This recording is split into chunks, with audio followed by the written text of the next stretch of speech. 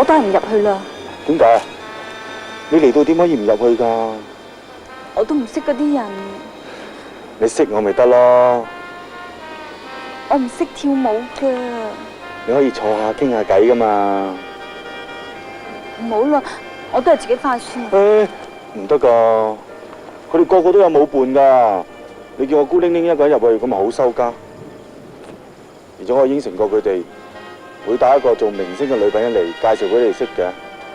如果你唔入去，我點向佢哋交代啊？我都未開始拍戲。遲早就會㗎啦。入去啦，馮根。咪住啊！我改咗個藝名叫玲玉啊，你叫我做阮玲玉啦，唔好叫我做馮根啊。好，阮玲玉小姐，請。新少，乜咁遲啊？對唔住，我哋嚟遲咗。我幫你介紹，我老朋友胡昌泰先生。胡生，呢位梗係阮小姐咧。係阮玲玉小姐。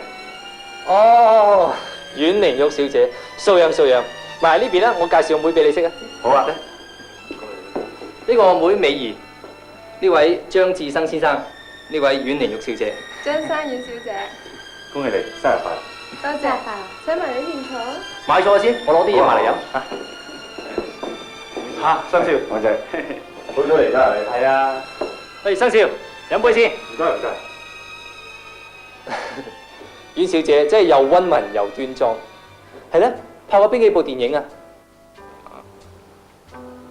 哦，佢部戲都未拍完。呢部戲叫掛名夫妻。係掛名夫妻啊嘛。哦，有機會唔知可唔可以帶我哋去片場參觀下咧？好啊。哎呀，好好啊，可以睇拍戲。咁咪我哋一齊去啦。係咧，聽講你二哥今日會帶個明星嚟喎。係咩？點解我唔聽佢講嘅？唔知嚟咗未咧？不如我哋出去睇下啦。係咧，生少，點解唔請阮小姐跳下舞啊？我同你出去跳舞。我唔識跳舞㗎。我教你。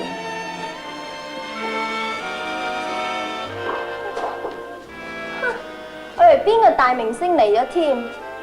原來係呢個賤女人。未。二哥啊，你點可以帶佢嚟呢場合㗎？你收聲啊！唔中意啊！我係要講，佢阿媽係屋企娘姨嚟啫嘛，係小偷。馮根，馮根。